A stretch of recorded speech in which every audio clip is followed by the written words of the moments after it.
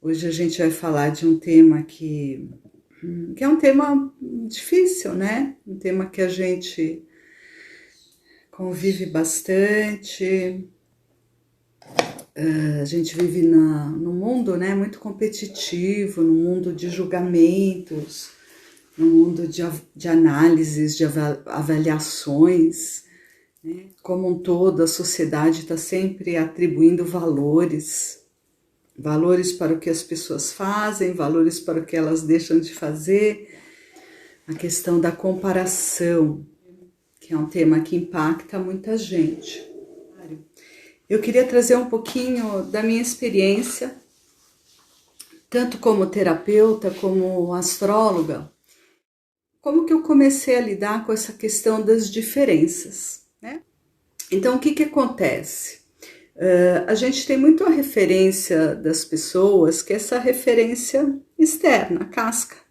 Então aqui esses dois ovos, eles vieram na mesma bandeja, né? Vieram da mesma origem, mas olha aqui, eles têm diferenças de tamanho, eles têm diferença de cor. Eu que estou aqui pertinho, estou vendo que eles têm marcas próprias, né? Eles têm sinalizações que dão características diferentes para esse exterior. Mas se a gente pensar ali dentro, tem uma mesma essência, tem uma mesma natureza. E eu, como astróloga, né, na minha experiência com astrologia, o que acontece? Cada vez que eu pego um mapinha, né, olha aqui, cada vez que eu pego uma mandala e eu me conecto, né, juntamente com o dono daquela mandala, com a dona daquela mandala, que vocês estão vendo mandalas diferentes, né? Tem desenhos diferentes, configurações diferentes. Conforme eu fui fazendo o meu trabalho, eu fui vendo que cada vez que uma pessoa senta-se ali comigo e que a gente vai desbravar, que a gente vai explorar, que a gente vai fazer uma imersão naquela configuração, né, que é uma configuração estelar, é assim que a astrologia funciona. A astrologia faz uma correlação entre o que está acontecendo lá em cima e o que está acontecendo aqui embaixo. Existe uma conexão, existe uma lei de correspondência que fala desse contato, né? Deste espelhamento que acontece. E quem me conhece sabe que eu sou uma pessoa muito franca, que eu sou uma pessoa muito espontânea. E eu entendi que o meu caminho como astróloga só faria sentido se eu pudesse sempre levar uma mensagem de crescimento e de expansão. E há vamos dizer assim, uma vertente da astrologia, que é a astrologia clássica, a astrologia antiga, que tem uma abordagem mais fatalista, tem uma abordagem mais determinista. E, no entanto, a astrologia moderna, a astrologia humanista, ela tem uma visão muito de que o ser tem o arbítrio de escolher o caminho, né? Como que ele vai se desenvolver dentro daquela potencialidade. Então, sempre que eu me sento, eu me conecto com um ser, né, com alguém que está indo ali em busca de autoconhecimento, aquela experiência ela tem que ser a mais rica possível. O encantamento tem que ser o mais rico possível.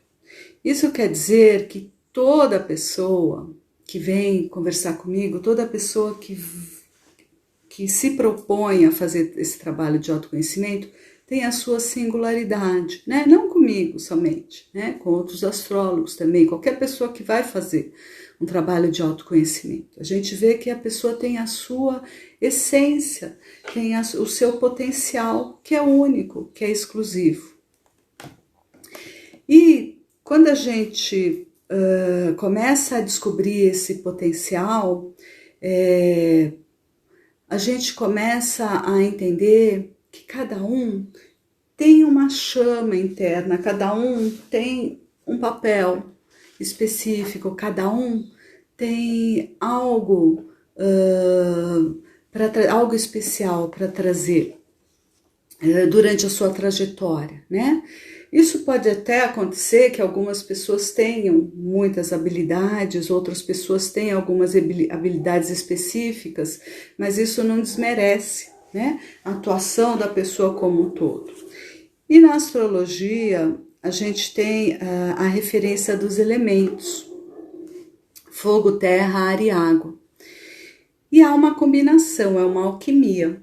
Então tem pessoas que têm aquele fogo abundante, muitas vezes pode faltar a terra.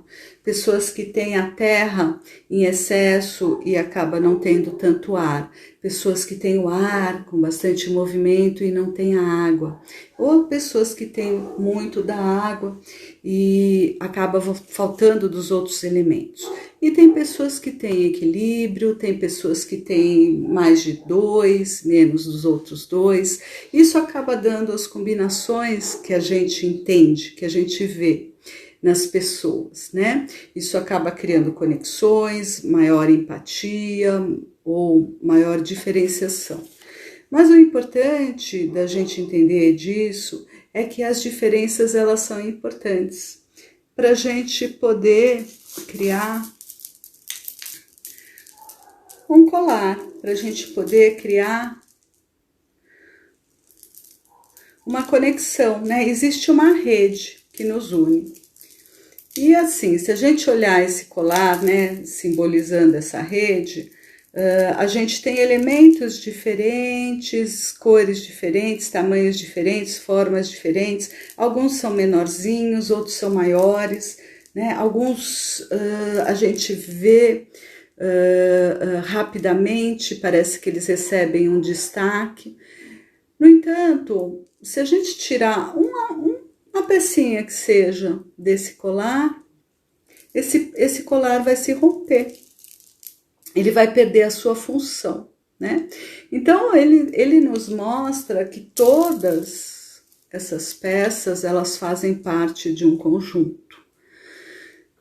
A valorização maior de uma peça, de uma referência, né, é uma coisa do humano, mas não da natureza, né? E daí eu gostaria de trazer um pouquinho dessa visão que a gente tem na terapia, que é acolher as diferenças, né? Não fazer o julgamento e acolher as qualidades individuais. Isso foi um aprendizado para mim, né? Todo mundo que vem para o consultório vem com referências, vem com abordagens diferentes. E o terapeuta, a função do terapeuta é ter uma escuta empática, é ter um olhar, é ter uma receptividade acolhedora, ajudando aquela pessoa a encontrar o que ela tem de melhor dentro dela, né? Então, na verdade, a busca do autoconhecimento é a gente encontrar felicidade e satisfação naquilo em que a gente tem um grande potencial de se realizar, né? De trazer como uma missão mesmo de vida. Agora, por que a gente olha para o lado?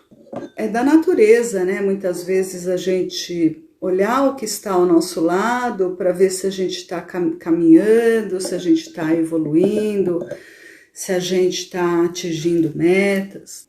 Mas muitas vezes, se a gente coloca esta forma, né, de abordagem como uma recorrência na nossa vida, a gente acaba se frustrando, porque a gente acaba olhando a casquinha da vida dos outros, né, a superfície do que está acontecendo com os outros, e você acaba tendo uma avaliação incorreta, né? Você não sabe as experiências que cada um está passando dentro da sua missão de vida, dentro do seu projeto de crescimento e de expansão. Isso é muito individualizado, né? A espiritualidade nos ensina, e eu acho que isso é uma coisa que eu venho aprendendo muito com o Reiki, que nós passamos pelas experiências que são importantes para a nossa expansão, que são importantes para o nosso desenvolvimento. O mapa, no meu entendimento, ele vem muito como um contrato que a gente se propõe dentro da nossa trajetória de evolução da alma. Isso entrando na crença, né, que eu aceito, que eu acolho, de uma alma que vem evoluindo em várias encarnações. Então, antes da gente vir para essa experiência terrena, é como se a gente se propusesse a uma série de exercícios, de práticas, de situações em que ali eu propicio a evolução da minha alma. É como se eu colocasse para o universo, eu quero trabalhar estas experiências, eu quero ter contato com esse tipo de pessoa, eu quero criar relacionamentos em que aqui eu vou poder resgatar experiências anteriores, em que aqui eu vou poder aprimorar um caminho que eu já vinha fazendo, né? E essa abordagem espiritualista, ela muitas vezes nos ajuda a entender um pouquinho porque que algumas pessoas vêm com um talento específico, aquilo já é inato, porque que algumas pessoas já vêm com uma doença, com desafios, né, tão impactantes, muitas vezes desde que nasceram, né? Isso vem de outras experiências, e a gente vai entendendo que a alma vem num processo de evolução. Se a gente entende a alma como um processo evolutivo, a nossa experiência aqui como um processo evolutivo, quando a gente olha para dentro, né? Deixa de olhar para fora, começa a olhar para dentro e a gente identifica ou se coloca numa posição de intenção, de conscientização de que eu estou aqui fazendo o meu melhor, eu estou aqui realizando exatamente aquilo que é importante para o meu desenvolvimento. Então, muitas vezes, quando a gente entra nessa experiência da comparação, nessa experiência de olhar o outro, às vezes até querendo viver a experiência do outro, a gente precisa voltar para dentro e recordar e se reconectar com quem você é. Esse é um trabalho de autoestima, é um trabalho de resgate, né, de observação, de reconhecimento daquilo que tem dentro de você. E claro, não é uma coisa imediata, mas é uma coisa que precisa ser trabalhada. Uma coisa que eu gosto muito de trazer para a minha experiência no contato com o humano, e que eu acho que isso é fascinante, porque eu sou muito encantada com a natureza humana, é a gente criar um olhar de admiração, é a gente entender que pelo fato de sermos diferentes, pelo fato de termos essas composições, essas químicas distintas, tenho mais fogo, tenho menos fogo, tenho mais terra, tenho mais ar, tenho menos água, que nós criamos um conjunto harmônico e que estas diferenças criam as complementaridades necessárias. E daí dentro de um campo maior, cada um tem a sua função. E daí, naturalmente, você começa a admirar a essência de cada um, admirar o caminho de cada um. E ao invés de querer que o seu caminho seja igual, entender que a pessoa está passando por aquilo porque aquilo é importante para a evolução dela. E trazer um olhar de que você pode ter uma inspiração, você pode se inspirar no caminho do outro, mas sem a necessidade de trazer sofrimento para o seu corpo, porque muitas vezes a gente pode cair na experiência do sofrimento. Então eu quis trazer esse arcano que o Rick tirou outro dia, que é espetacular. Ele se chama A Comparação. A imagem dele é um carvalho e um bambu. E eu vou ler para vocês a reflexão desse arcano. A comparação gera inferioridade e superioridade. Quando você não estabelece comparações, toda a inferioridade e toda a superioridade desaparecem. Nessa condição, você simplesmente é. Você simplesmente está aí. Um pequeno arbusto ou uma grande árvore alta, isto não importa. Você é você mesmo. Você é necessário. Uma folha de grama é tão necessária quanto a maior das estrelas. Sem a folha de grama, Deus será menos do que Ele é. O canto de um pássaro é tão necessário quanto qualquer Buda. O mundo será menos rico se esse pássaro desaparecer. Basta olhar à sua volta.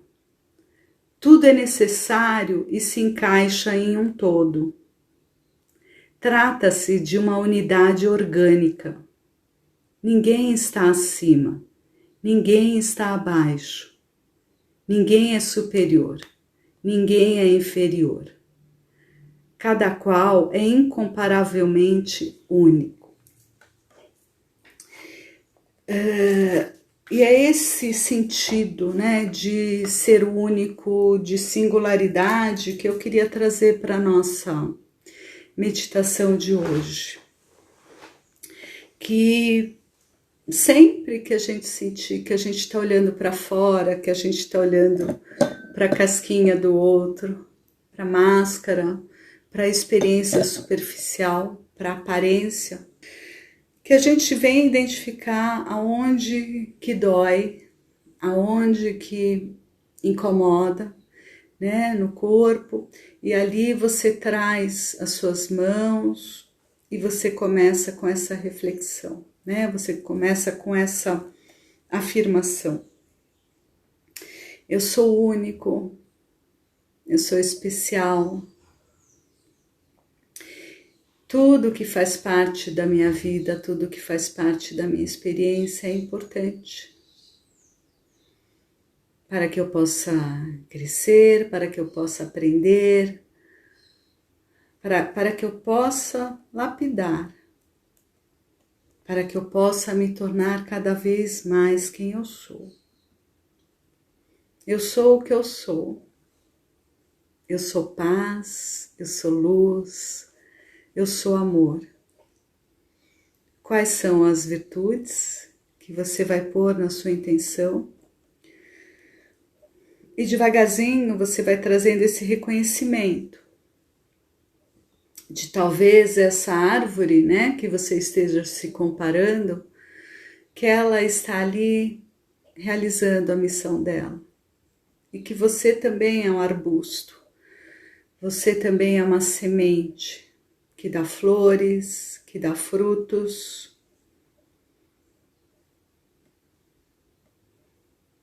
E que conforme você vai nutrindo essa semente, ela vai crescendo, ela vai se expandindo. E você vai reconhecendo, identificando a sua natureza.